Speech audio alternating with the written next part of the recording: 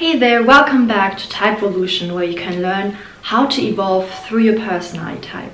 What does it mean when your personality type is unhealthy? How does it express itself? Especially when it comes to the Jungian type.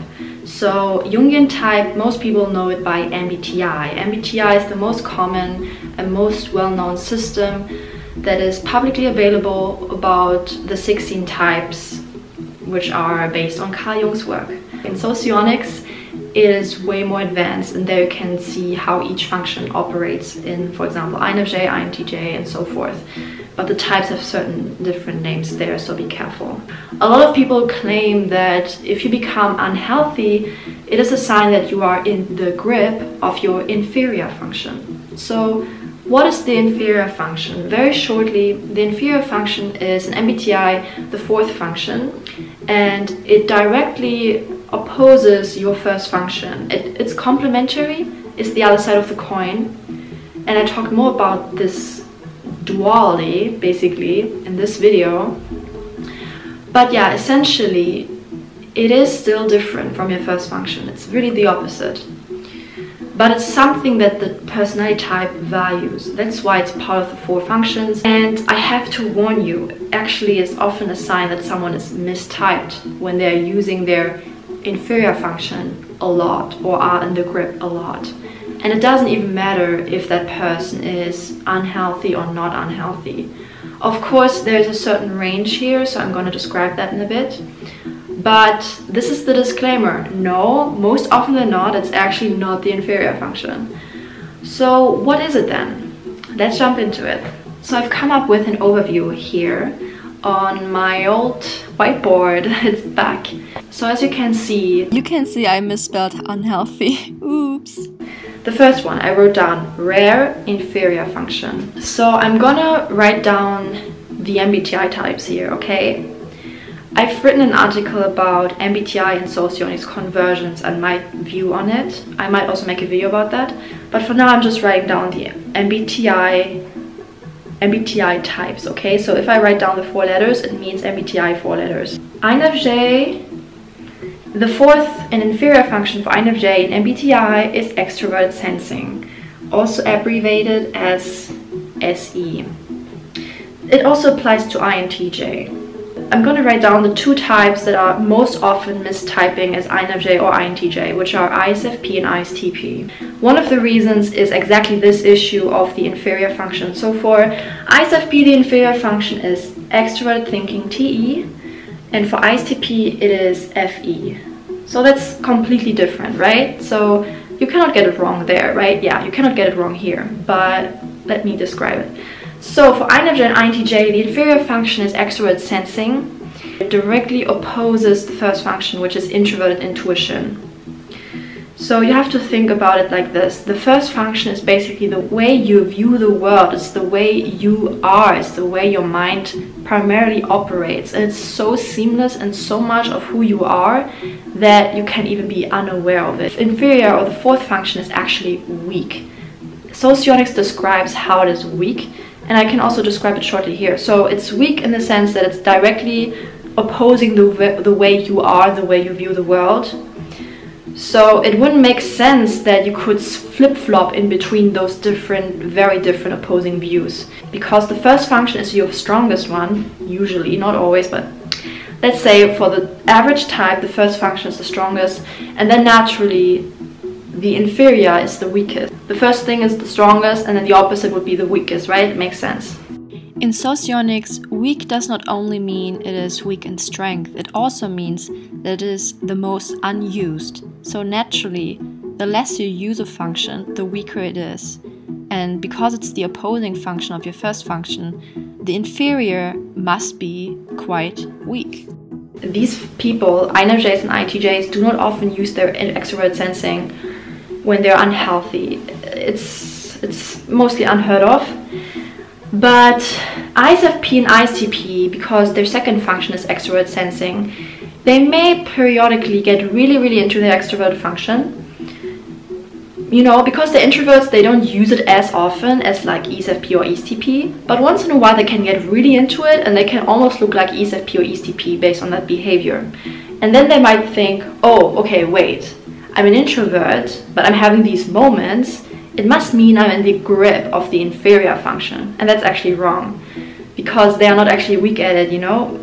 So that's how people often mistype in this area, thinking the inferior function means, oh, okay, so I'm still using it a lot, or when I'm like having a bit of fun, when I go out partying, yeah, it's, you know, and that's just wrong. It's just really rare. The only times an INFJ or INTJ might get into that kind of lifestyle is if they are really close friends with someone or who's extrovert sensing first or second, and the friend keeps dragging them and inviting them and doing that, and it's not really a natural lifestyle for this kind of type. The only ways I can see it sometimes is when people are the secondary subtype, so an INFJ who's FE subtype, they are leaning a bit towards the ambi version, so to speak. And in that way their SE is a little bit less weak, and then they might use it a bit more sometimes, but it's really rare overall. It's just not normal, you know, it's really rare, and it's psychotic and catatonic. Yeah, it can be a sign of that someone is unhealthy, but I've known only one case and that person was psychotic, so I wouldn't say it's a normal sign. So what is actually more common is that someone uses their tertiary a lot. And that can happen, especially if you are, this is very common for people who are very, very introverted. So like, let's say an INFJ or INTJ who's very introverted, they might use their tertiary function more, or any introvert basically, who's the first subtype, which means the subtype is of the first function. They're very introverted, stereotypically introverted, and they're going to have moments of going regularly into the tertiary function. But this also happens with extroverts or other types who are not that subtyping. So in Socionics, the tertiary function is also called the mobilising. It kind of mobilizes you, it kind of makes you create more sometimes. And yeah, it's kind of inspirational up to a point. This is the function that is also complementing you in a way, because it's not directly opposing the first function, so it's much easier to get into it. It's not as weak, and it is one of the functions you value. So the functions you value are basically your life journey, it's your purpose. And so if you keep using the tertiary function, it is not necessarily bad, because it still can give you some fuel to, you know, create something in favor of both that function and your first function. But you can use it in excess, and I see it mostly, as I said, with people who are very introverted. If they use this function in excess, it's not really healthy, because it creates a certain lopsidedness, and the healthiest people, generally speaking, are those who are using their first and second function regularly, and not the first and the third, the tertiary in MBTI. So in INFJ and INTJ, okay, so INFJ, the tertiary function is introvert thinking, TI, and they actually share that with ISFJ. So they can connect on this basis. For ISFP and ISTP, it is introverted intuition, NI. And once again, this is how these types can easily mistype as INFJ, because they might go through moments and stretches in life when they're really focusing on that. And once again, because it complements their life journey and it is not too opposed from their first function and not too weak, they might use it more often. And according to Socionics theory, it is also one of the functions that can get stronger over time, that you can improve to some extent. So it's not all lost, you know, and you can get better in that. And it is actually also not negatively charged. It feels important to you, and it feels like you can get better at it, and it complements your view of the world. But as I said, it can get to an excess. With introverts, you see that they become too much in their heads, too much navel gazing can happen there, and yeah, it can make them too much introverted basically. Or with extroverts, it's like extroverts who are too much extroverting all the time and they never introspect. this is what happens if you do this a lot. So I used to say you shouldn't do this, but I'm doing it myself. I notice with myself, I'm also getting into the TI side of things. Like what I'm doing here is basically me using my mobilizing. So yeah, it's not necessarily all bad, but you have to be careful with it. You cannot overdo it. And if you see yourself overdoing it, the way you can snap out of it is by using your secondary function, your extroverted function. So for INFJ, I would be using more extroverted feeling, like, hey, yeah, hi, what's up, guys? You know, that's how you kind of get out of it. Now, okay, this is the real function that is a sign that someone is unhealthy. The role function. In MBTI, you do not have an equivalent. The role function is not talked about in MBTI. It doesn't really exist there. It only exists in Socionics. But that's why it's so important to know, because this is actually the way you can see that you're becoming unhealthy, okay? This is actually something that you have to snap out of sooner rather than later. For INFJ and INTJ, the role function is introverted sensing, SI. And for ISFP, it's TI, and for ISTP, it's FI. Okay, this is really interesting, right? This is really interesting, especially if you compare it to the inferior, right? So it is the introverted part, you know, it's the introverted side. It's not extroverted sensing, but introverted sensing. It's not introverted. It's not extroverted thinking, but introverted thinking. Not extroverted feeling, but rather introverted feeling. Let me also put in an extrovert there. ENTP and ENFP, for them it is extroverted sensing.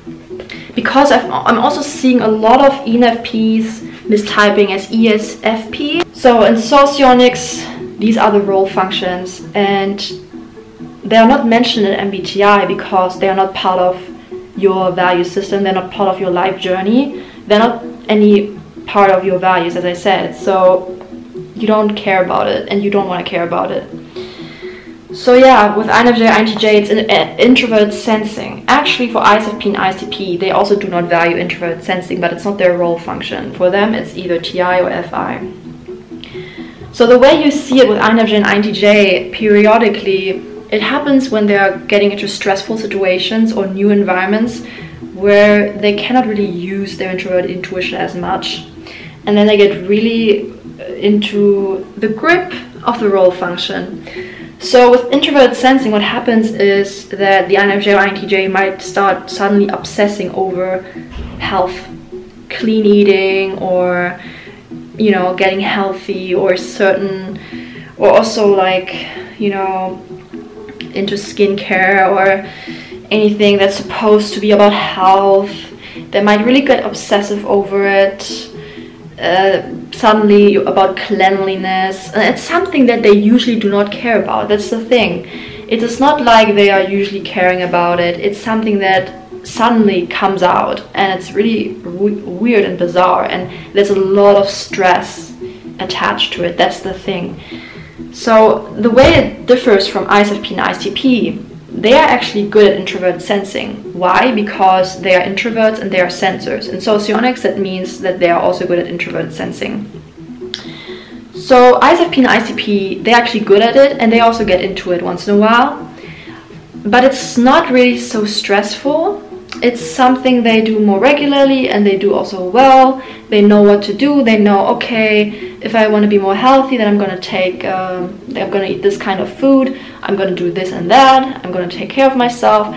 They're also good at like creating cozy environments if they want to. It's way more relaxed. It can also be almost boring to them. It's more boring rather than stressful. So this is a big difference. For these types, it's really stressful. This is when they're unhealthy. They get really into it and it's really stressful. With these, it tends to be a bit more relaxed. But it also depends on the instincts, to be fair. It really depends. So you should watch that video as well. With ISFP, it's introverted thinking. And they might mistake it for INFJ's introvert thinking. The difference is with ISFPs, it's really not part of their life journey. They do not really create anything that is connected to introvert thinking that much. And if they do, it's rather stressful for them, and it's like a defense. It's a defensive position. They do it because they feel like the environment demands it from them, because people are demanding of it, and they cannot use their introverted feelings, so they feel forced, as if they have to do it, and they don't like to do it, and it's stressful. So they might learn certain systems or models or theories because they get the impression from the external environment that they have to do it, but it's not really enjoyment for them. It's not really anything that's inspiring to them. It doesn't really add to their experience or joy of life. So they're also going to go through these moments, and then they're suddenly going to disappear, those moments, and then they can't come back at some point again, and then they disappear again. So it's really, really on-off, and it's almost always connected to stress. This is the thing with the role function. Whereas with INFJ and ISFJ also, the introvert thinking, they like to do it, and it's really enriching for them. And they might also go through phases. It kind of depends on how much they use the extrovert feeling or not. But overall, it's really part of who they are, you know? And that's also, you see it also with my channel here. So yeah, ISTP, introvert feeling. I'm not going to go too much into it, but basically they can also get into those stressful moments when they suddenly have to feel like they have to think about, okay, what are my likes and dislikes? What are my moral values? They kind of get the impression they have to be good at that, and it's really stressful, and they don't like it. They don't want to deal with it. I see that mostly with ISTP people who are sexual instinct first and who are looking for a relationship, and then they might go through this phase where they have to think about, what do I actually like in a person? What is actually my values? What is actually my standards? My morals and all that. But it's a bit stressful, and they don't really like doing it, and once they're over with it, they are over with it, you know? It's not something they are constantly in. Whereas in INTJ or ISTJ, the tertiary, the mobilizing function for them is introverted feeling, so they enjoy it more. It's more part of who they are. So yeah, that's the difference. ENTP, ENFP, just really shortly, they might sometimes feel also the pressure that they have to use extrovert sensing a bit more. Often, if they are in very physical environments, things that require physical expertise, they might feel like they have to be good at this. And it can show itself in moments when they're suddenly really forceful and really aggressive, and it's a bit odd, and they're suddenly getting really physical, and then it's also gone again, you know? It's kind of how that works for ENFP and ENTP. And that often makes them mistype as ESFP, because they're like so focused on the physical sometimes, but it's not really who they are, and it's not really enriching them. They are much happier if they have more introvert sensing in their life rather than extrovert sensing. So yeah, overall, so if you find yourself getting into the role, you can remember the role is basically the extrovert or introverted opposite of the inferior. So INFJ, it's not SE but SI. It's not, for ISFP, it's not T, it's but TI, that are actually the stress functions, okay? So the way you get out of the role, the way you get out of the stress, is by going back to your first function, going back to your normal way of life, going back to how you normally have your lifestyle. That's usually correlated with your first function. Also, it can be crucial to change your environment. If you are dealing with a lot of people who seem to value that function, or you feel forced to use it more, then you need to change your environment. And the role is so stressful because it also opposes your first function, similarly to the inferior, but it is one that you do not value. So that's why it's so stressful. It's very opposing to it, and you do not value it. So that's why it's so stressful, and that's why you should get out of it, because it's not part of your life journey, it's not part of who you are, it's not part of your purpose. So you really shouldn't obsess over this too much. If you do, you're going to be unhappy. It's possible you are very confused now. I can type you. Just go and look at the links below, and yeah, have a good day.